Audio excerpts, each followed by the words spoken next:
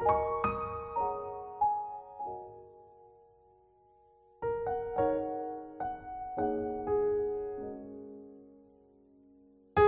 Everyone, good evening সকলকে। আজ আমার দেওরের রিসেপশান। এর আগে বিয়ের ব্লগেই আমি বলেছিলাম যে বিয়ের পরের দিন ভোরবেলায় আমরা বাড়িতে ফিরে এসেছিলাম, আর রিসেপশানের দিন বিকেলবেলায় আবার গেছি, ওই 5টা নাগাদ পৌঁছেছিলাম। তারপরে একটু রেস্ট নিয়ে আমরা রেডি হয়ে নিয়েছি সবাই। এবার আমরা চলে যাব রিসেপশানে। দেখতেই পাচ্ছ বউ রেডি হয়ে বসে পড়েছে, কত সুন্দর লাগছে। আর এই হচ্ছে আমার দেওরের মা, আমার কাকি শাশুড়ি। ওনাকেও কিন্তু খুব সুন্দর লাগছে দেখতে। তা আমি ওনার সঙ্গে একটু ভিডিও করে নিলাম। আর বউকে তো খুবই সুন্দর লাগছে দেখতে, বিয়ের দিনের থেকেও অনেক বেশি। একই মেকআপ আর্টিস্ট সাজিয়েছিল, কিন্তু আজকেই বেশি ভালো লাগছে, তাই না বলো? দেখো ওকে কত সুন্দর লাগছে। আসলে সিঁদুর পরলে মেয়েদের মুখটা তো একটু পাল্টেই যায়। তো আমরাও গেলাম, একটু ছবি তুলে নিলাম। আর এদিকে দেখো আমার দেওরও ততক্ষণে রেডি হয়ে চলে এসেছে। অনেকেই চলে এসেছিলো, যেহেতু এখন অনেকটাই ফাঁকা আছে, তাই ওই ক্যামেরাম্যান ওদের দুজনের কিছু ফটোশ্যুট করে নিল। আমার একটু মন খারাপ ছিল, যেহেতু বাড়িতে চলে এসেছিলাম। আমি ভাত খাবারের অনুষ্ঠানগুলো সব মিস করে গেছি। শুধু ভাত খাবার কেন, বিয়ের পরের দিন যে বাসি বিয়ে থাকে, বউর বরণ থাকে, সব কিছুই মিস করে গেছি বলে আমার একটু মনটা খারাপ হচ্ছিল।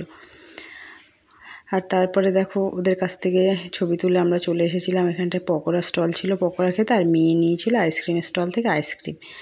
আসলে মেয়ে তো আইসক্রিম খেতে খুব ভালোবাসে, তাই আইসক্রিম দেখলে অন্য কিছু বাদ দিয়ে আগে আইসক্রিম খেয়ে নেয়। আর ছিল ফুচকা স্টল। তো আমি ফুচকা খাইনি, আমি এরপরে গিয়ে নিয়েছিলাম কফি। কারণ ভাবলাম পকোড়া খেয়ে একটু কফি খেয়ে নিই, তারপরে আর কিছু খাবো না। ফুচকাটা খাইনি, মেয়েও খাইনি, আমরা কেউই খাইনি। মেয়ে তো আইসক্রিম খেয়েছে প্রচুর, কেন বারণ করছে, একদমই শুনছে না, শুধু আইসক্রিম খাচ্ছে। এখন বারণ করেছি বলে দেখো একটু পকোড়া নিয়ে পকোড়া খাচ্ছে। লাস্টে আমি বাধ্য হয়ে ওর থেকে একটা আইসক্রিম খেলেই দিয়েছি, কেন এত পরিমাণে আইসক্রিম খেলে ঠান্ডা লেগে যাবে বলো। তা আমিও একটা আইসক্রিম নিয়েছি, দিয়ে আমার যারাও চলে এসেছিলো, তো ওরা পকোড়া নিয়েছিল। তো বলছে তুমি খালি মুখে দাঁড়িয়ে থাকবে, তাই আমি বলি তাহলে আমি পকোড়া খাবো না, আইসক্রিম নিয়ে নিই। তারপর আমরা গল্প করছিলাম অনেকক্ষণ ধরে, কেন আমরা ভেতরে আসিনি। দেখতেই পাচ্ছ ভেতরে কতটা ভিড়, ওই জন্য ভেতরে আসিনি, রাস্তায় ছিলাম। কারণ প্রচণ্ড পরিমাণে গরম লাগছিল। আসলে এখানে বিকেলবেলায় 2 ঘন্টা ধরে প্রচুর পরিমাণে বৃষ্টি হয়েছিল। তারপরে বৃষ্টির পরে যে গুমোট গরমটা থাকে, ওই গরমটা দিচ্ছিল, তাই জন্য সবাই বাইরের দিকটা একটু আসতে চাইছিলো। আর ভেতরে মানুষের ভিড়ে আরও বেশি গরম লাগছিল। তাই জন্য দেখতে পাচ্ছ অনেকেই বাইরে চলে এসেছে, কারণ ওখানটা ফ্যান ছিল, তবুও গরম লাগছিল প্রচণ্ড। তো আমরা এখানটায় কিছুক্ষণ দাঁড়িয়ে গল্প টল্প করলাম। তারপরে আমার জায়ের মেয়ে, আমার মেয়ে সবাই খেলা করছিল ওখানটায় কিছু। আর খুব সুন্দর সুন্দর মিউজিক বাজছিল, তাই দেখো ওরা খুব সুন্দর করে নাচ করছিল, ওরা আমাদেরকে নাচ দেখাচ্ছিল। দেখো আবার একটু লজ্জাও পেয়ে যাচ্ছিল। আসলে আমরা অন্যদিকে তাকিয়ে থাকলে তখন ওরা বেশি নাচছিল, যেই ওদের দিকে তাকাই বা ক্যামেরা নিই তখন ওরা আবার লজ্জা পেয়ে যাচ্ছিলো। তারপরে চলে গেছিলাম খেতে। দেখো আমি আর মেয়ে বসে পড়েছি খাওয়ার টেবিলে।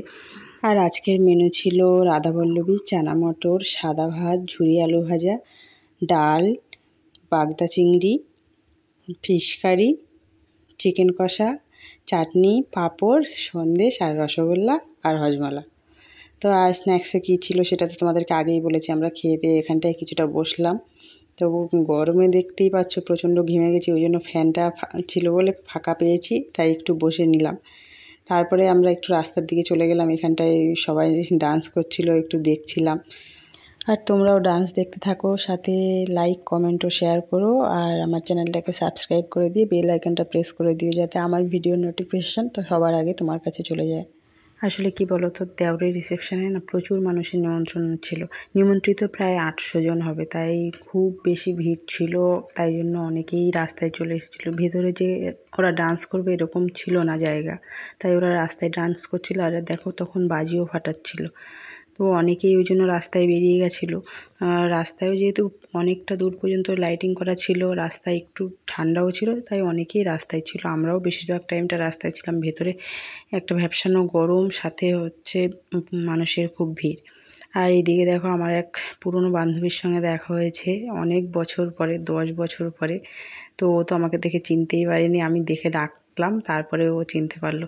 তো খুব ভালো লাগছিলো যে এতদিন পরে পুরনো বান্ধবীর সঙ্গে দেখা। তো দুজনে অনেকক্ষণ ধরে গল্প করছিলাম। তো মাঝে মধ্যে এরকম হলে বেশ ভালোই লাগে, যে পুরোনো দিনের বান্ধবীদের সঙ্গে যদি দেখা হয়। তো ওর সঙ্গে গল্প টল্প করে নিলাম। তারপরে আমি একটা আইসক্রিম নিয়ে খেতে খেতে বাড়ির দিকে চলে এলাম। আজকের মতো টাটা, দেখা হবে আবার নেক্সট ব্লগে।